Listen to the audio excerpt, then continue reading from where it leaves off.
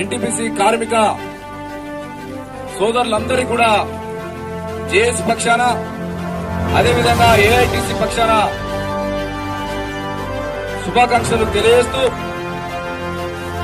ఎన్టీపీసీలో వాస్తవంగా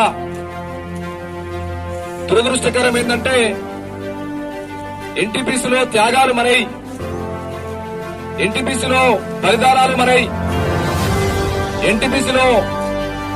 ఎన్టీపీసీ నిర్మాణానికి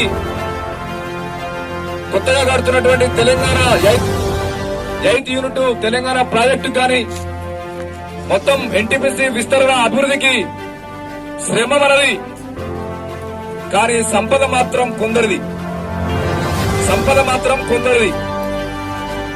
దానికి సంబంధించి ఇప్పుడే కమల్ శంకర్ 2018లో అగ్రిమెంట్ జరిగితే 2020 వరకు అగ్రిమెంట్ కు అడ్రస్ లేదు, పత్తా లేదు, చాడా లేదు అని అంటే ఎన్టీపీసీ యాజమాన్యం ఏ విధంగా ఉందో, అసలు ఇది ఎన్టీపీసీ యాజమాన్యమా లేకపోతే యూపీఎల్ యాజమాన్యమా? ఎన్టీపీసీ యూపీఎల్ కలిపి కార్మికుల శ్రమను దోపిడీ చేయడానికి కొంతమంది బ్రోకరిజాన్ని పెట్టుకొని కాంట్రాక్టర్ల పెట్టుకొని ఇలా కాంట్రాక్టర్లకు కాసులు రెగ్యులర్ గా బిల్లులు వస్తాయి, కానీ కార్మికులకు మాత్రం వేతనాలు పెంచడానికి మాత్రం అగ్రిమెంట్ అమలు చేయడానికి మాత్రం మరి వీళ్ళకు సమయం లేదా అనేటువంటి విషయాలు కూడా జేఏసీ పక్షాన ఎన్టీపీసీ యాజమాన్యానికి సూటిగా ప్రశ్నిస్తా ఉన్నాం. సూటిగా ప్రశ్నగా హెచ్చరిక చేస్తా ఉన్నాం. ఈ గేట్ మీటింగ్ ఇదొక 26 తారీఖున జరిగినటువంటి సమ్మె సంబంధించి కాదు.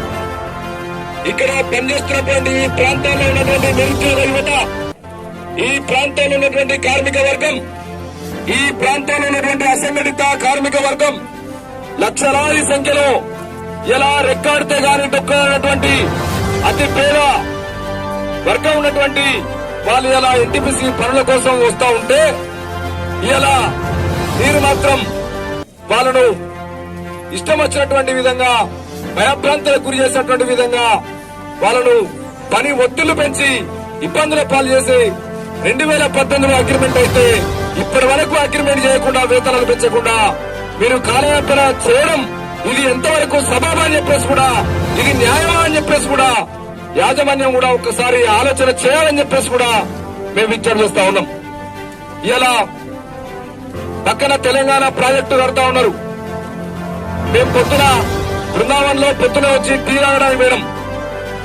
వలస కార్మికులు లాక్డౌన్ పీరియడ్ లో కాలినడకన ఏ విధంగా వాళ్ళ సొంత రాష్ట్రాలకు పోతా ఉన్నారో అదే విధంగా తెలంగాణ ప్రాజెక్టులకు వలస ఇట్లా అక్కడి నుంచి నడుచుకుంటూ వస్తా ఉన్నారు. విచిత్రం అనిపించింది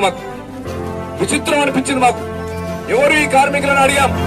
వాళ్ళు బీహార్, బెంగాల్, గుజరాత్, ఉత్తరాంధ్ర, ఛత్తీస్గఢ్, ఇతర జార్ఖండ్ రాష్ట్రాల నుంచి వచ్చినటువంటి కార్మికులని చెప్పారు. వాళ్ళకు భాష రాదు. ఏంటి పరిస్థితి? ఇది తెలంగాణ ఇది తెలంగాణ రాష్ట్రమేనా? ఇది తెలంగాణ రాష్ట్రం అయితే ఇలా మీరు ఎవరైనా ఇక్కడికి వచ్చిన ఇంటెలిజెన్స్ వాళ్ళు గాని, ఎవరైనా ఉన్నటువంటి డిపార్ట్మెంట్లు గాని, ఇక్కడ ఉన్నటువంటి ఎన్టీపీసీ హెచ్ఆర్ఏ డిపార్ట్మెంట్ గాని మేము విజ్ఞప్తి చేస్తా ఉన్నాం. ఒక వెహికల్ వేసుకొని మేము ఇక్కడ మాట్లాడుతూ ఉంటాం. మీరు ఒక్కసారి గోదావరికనికి వెళ్ళండి. Godavarikhani old age shop talkies అడ్డాకి వెళ్ళండి. Godavarikhani old age shop talkies అడ్డాకి వెళ్తే ఆ అడ్డా మీద కూలీ లేక కుటుంబాలను పోషించుకోలేక వేల మంది మేస్త్రీల కోసం ఎదురు చూస్తూ ఉంటారు. ఇట్లా యాజమాన్యానికి కనబడలేదా? ఇక్కడ ఉన్నటువంటి లేబర్ డిపార్ట్మెంట్ కనబడలేదా? ఇక్కడ గెలిచినటువంటి ప్రజాప్రతినిధులకు కనబడతలేరా? కొత్తగా తెలంగాణ ప్రాజెక్టు కడితే అక్కడ లేబర్ అడ్డా మీద ఎందుకు వేల లక్షల మంది కూలి కోసం ఎదురు చూడాలి? మీరు ఇతర రాష్ట్రాల నుంచి ఎందుకు తీసుకొని ఇక్కడ పనిచేయించాలని చెప్పేసి అడుగుతా ఉన్నాం. ఇది కరెక్ట్ అని అడుగుతా ఉన్నాం.